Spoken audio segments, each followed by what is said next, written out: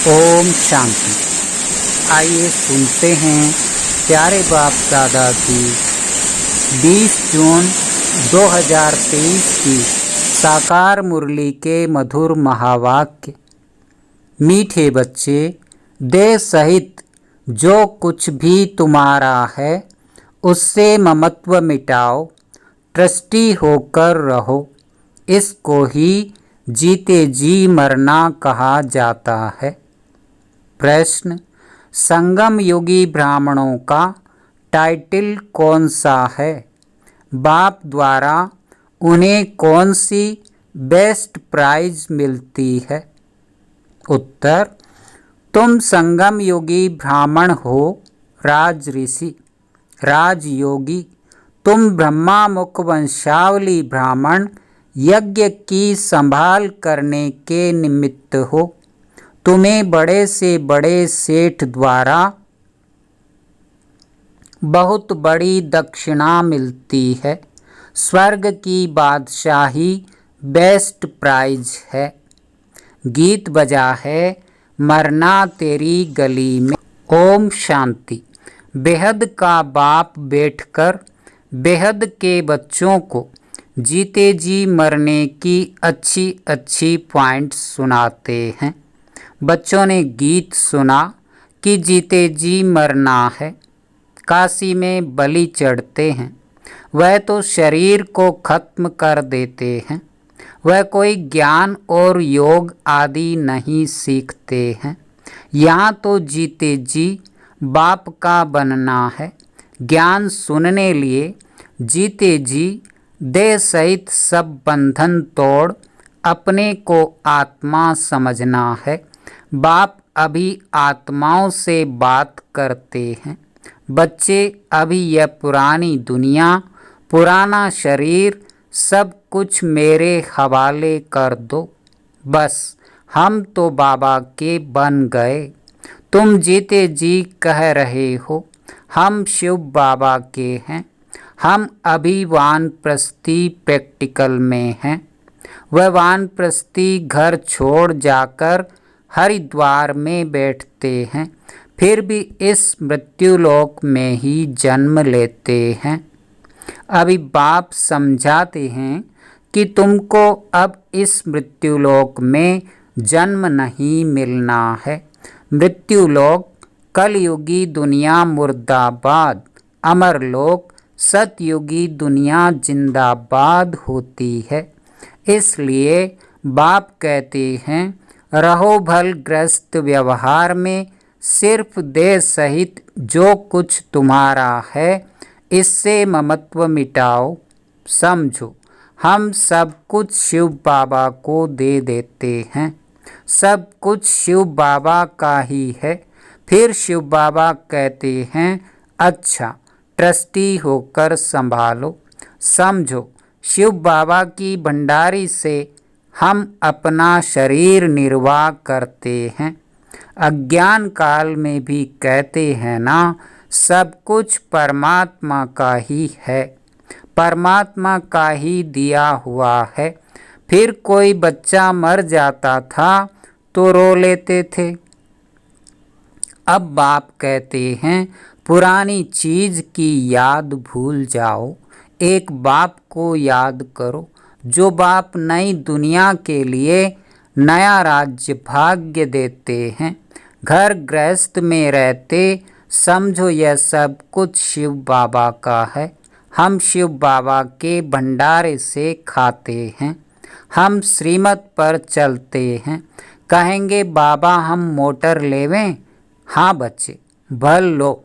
जो बच्चे समझते हैं सब कुछ बाबा का है तो वह राय पूछते हैं। जीते जी मरना इसको कहा जाता है। भक्ति मार्ग में भी शिव बाबा के आगे बलि चढ़ते थे, परंतु यह ज्ञान नहीं था। यहाँ तो परमपिता परमात्मा बैठ ज्ञान सुनाते हैं। कितना सहज रीति 21 जन्मों के लिए वर्षा देते हैं। बाबा कहते हैं, मैं कब आया था यह कोई नहीं जानते। कहते भी हैं क्राइस्ट से 3000 वर्ष पहले भारत स्वर्ग था। अब वह स्वर्ग किसने स्थापन किया? देवी देवताएं स्वर्ग में कहाँ से आए? गाते भी हैं, मनुष्य से देवता किए करतन लागी वार। वह कब आए? जरूर आएंगे कलयुग के अंत और सतयुग के आदि के संगम पर। बाप कहते हैं, अब तुमको मनुष्य से देवता बनाने आया हूँ। इतने ढेर के ढेर पढ़ने आते हैं। इसमें अंधश्रद्धा की बात नहीं, यह दूसरे सत्संगों मुआफिक नहीं है। सत्य बाप बैठ बच्चों को पढ़ाते हैं। बाबा ने समझाया है, भक्ति मार्ग में भी बरोबर दो बाप रहते हैं, एक जिस्म का लौकिक बाप, दूसरा आत्माओं का पारलौकिक बाप। आत्माएं उस पारलौकिक बाप को याद करती हैं। ओ गॉड फादर, भिन्न भिन्न नाम रूप से याद करती हैं। लौकिक बाप से द्वापर से लेकर जन्म बाई जन्म वर्षा लेते आए हो। ऐसे तो नहीं सतयुग में भी लौकिक बाप का वर्षा लेते आए हैं? नहीं, सतयुग में जो लौकिक बाप से वर्षा लेते हैं वह इस समय की यहाँ की कमाई है। यहाँ तुम इतनी कमाई करते हो जो 21 जन्मों के लिए वर्षा लेते हो। सतयुग में वर्षा तुम अभी के पुरुषार्थ से पाते हो। बेहद के बाप से बेहद का वर्षा पाते हो। बाप ही पतित दुनिया को पावन दुनिया बनाते हैं। यह लक्ष्य सोप है जिससे पवित्र बनते हैं। बाप कहते हैं, अपने को अशरीरी समझो। तुम आत्माएं कानों से सुनती हो। सतयुग त्रेता का 21 जन्मों का वर्षा अभी पारलौकिक बाप से मिलता है। फिर द्वापर से लेकर लौकिक बाप से अल्पकाल के लिए वर्षा लेते आए हो। भिन्न नाम रूप देश काल से याद भल उस पारलौकिक बाप को करते हैं। आत्मा याद करती है, कहती है, यह मेरा शरीर लौकिक बाप ने दिया है। तो दो बाप हुए ना। अभी तुम बच्चे जानते हो कि तीसरा बाप भी है, प्रजापिता ब्रह्मा। तुम प्रैक्टिकल में ब्रह्मा कुमार कुमारियाँ हो। एक लौकिक बाप, दूसरा पारलौकिक निराकारी बाप, तीसरा है यह अलौकिक बाप। प्रजापिता गाया हुआ है, परंतु मनुष्य जानते नहीं, समझते हैं ब्रह्मा तो सूक्ष्म तनवासी है। तुम जानते हो ब्रह्मा तो साकारी बाप है। अब तुम पारलोक जाने लिए तैयारी कर रहे हो। तुम जीते जी सभी वानप्रस्थी हो। वाणी से परे जाना है, यह शरीर छोड़ जाना है जरूर। मौत सबका होना है। मनुष्य वानप्रस्थ लेते हैं, साधु संत आदि से मंत्र लेते हैं, परंतु वे जानते नहीं कि यह शरीर छोड़कर हम स्वीट होम जाएंगे। ये जरूर तुम जानते हो। अभी हमको आतुर वेला उतावली होती है कि यह पुराना शरीर छोड़ हम आत्मा बाप की याद में रहने से पावन बन बाबा के पास जाएंगे। बाबा से 21 जन्मों के लिए वर्षा लेंगे। तो लौकिक बाप भी है, ब्रह्मा बाबा भी है, तो शिव बाबा भी है। तीनों बाप है ना बरोबर। इसमें अंधश्रद्धा की तो बात नहीं। भ्रमरी विष्ठा के कीड़े को ले आती है, आकर भूं भूं करती है। फिर उन कीड़ों में जो उनकी जात वाले होते हैं वह आप समान बन जाते हैं। बाकी जो और जात वाले होते हैं वह सड़ जाते हैं। यहाँ भी तुम्हारे पास जो आते हैं उनमें भी जो देवी देवता धर्म वाला होगा उनको अच्छी रीति समझ में आएगा, बाकी की बुद्धि में बैठेगा नहीं। वह भ्रमरी और तुम हो ब्राह्मण ब्राह्मणियाँ, तुम्हारा धंधा है विषय सागर के विकारी कीड़ों को ले आकर भूं भूं करना। भूं भूं क्या करना है? यह तुम्हारा पारलौकिक बाप है। बाप कहते हैं मैं आया हूँ तुम बच्चों को वर्षा देने। हम जो भी ब्रह्मा कुमार कुमारियाँ हैं बेहद के बाप से वर्षा ले रहे हैं, तुम भी लो। अभी जाना है निर्वाण धाम में, जहाँ से आकर पाट बजाया है। यह बहुत जन्मों के अंत के जन्म का भी अंत है। अभी तुम अमरलोक जाने के लिए अमर कथा सुन रहे हो। ज्ञान का सागर एक ही परमपिता परमात्मा है। ब्रह्मा ज्ञान सागर व विष्णु ज्ञान सागर व शंकर ज्ञान सागर कभी नहीं कहेंगे। एक शिव बाबा ही ज्ञान का सागर है। ज्ञान सूर्य प्रगटा, अज्ञान अंधेर विनाश। बाप कहते हैं बच्चे अब ये सारी पुरानी दुनिया कब्रिस्तान होनी है, परिस्तान की स्थापना हो रही है जिसको स्वर्ग कहते हैं। तो यहाँ तुम आकर जीते जी मरते हो। बाबा हम आपके हैं। आधा कल्प से तुम बाप का आह्वान करते आए हो। कहते हो बाबा हम बहुत धक्के खाते आए हैं। यह ड्रामा की भावी। अब फिर मैं तुमको 21 जन्मों के लिए वर्षा देता हूँ।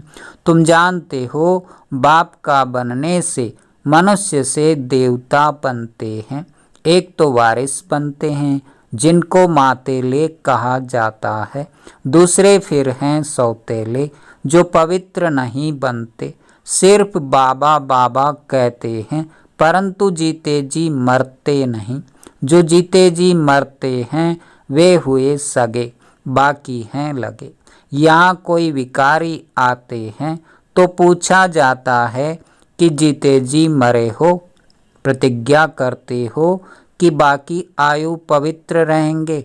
तब बाबा कहते हैं प्रतिज्ञा कर बाप के पास आएंगे तब वर्षा मिलेगा।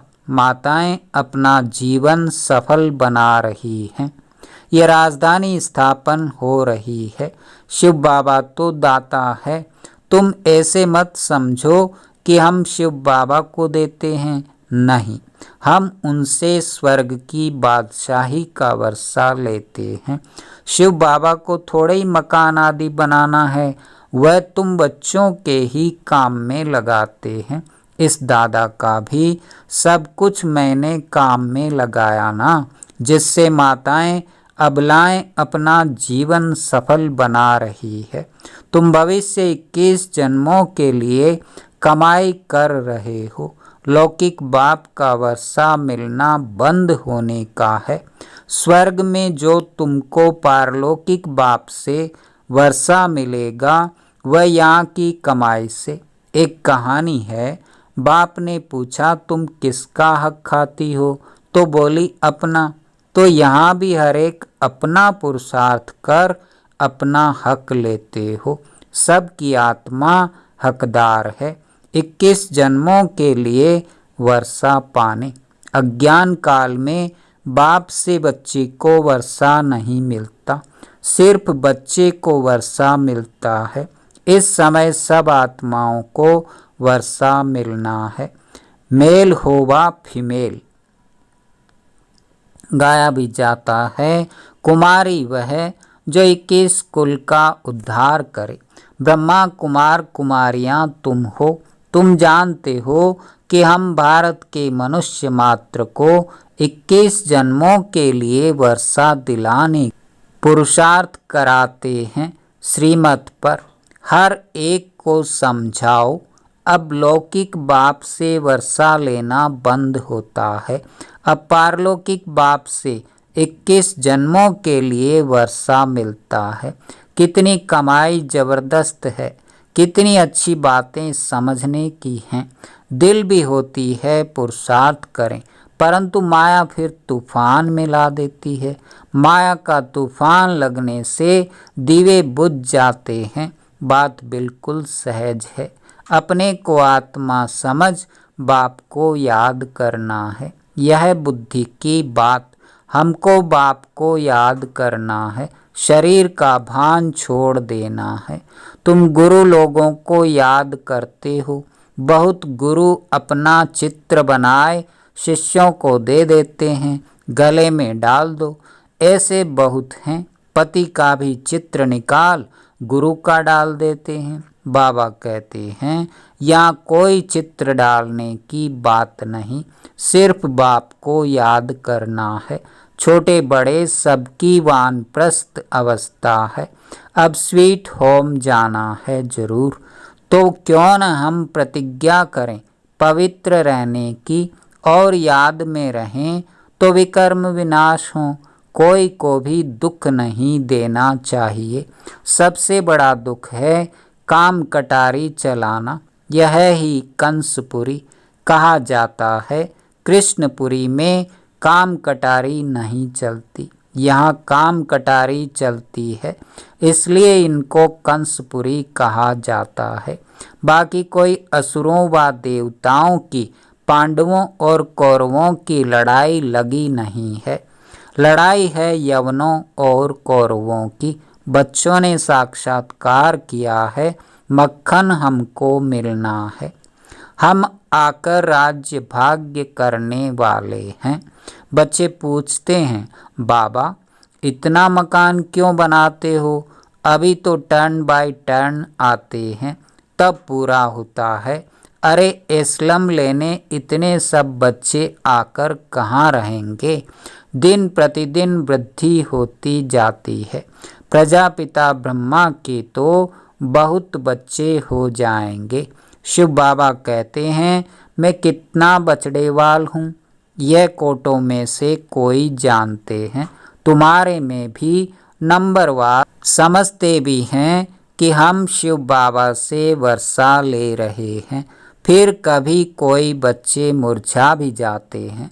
बच्चे जानते हैं हम इस ब्रह्मा के द्वारा शिव बाबा की श्रीमत पर चलते हैं। बाप कहते हैं यह लोन का शरीर बहुत जन्मों के अंत के जन्म के भी अंत का है। पुरानी दुनिया पुराने तन में आया हूँ। अब माँ में कम याद करो, मैं गाइड बन आया हूँ। गॉड फादर को लिबरेटर कहा जाता है। मनुष्य मनुष्य को कह न सके, सारी दुनिया को लिबरेट करते हैं। इस समय सारी विश्व लंका है, शोक वाटिका है। भल धनवान लोग समझते हैं हम स्वर्ग में हैं, परंतु यह सब मिट्टी में मिल जाएगा।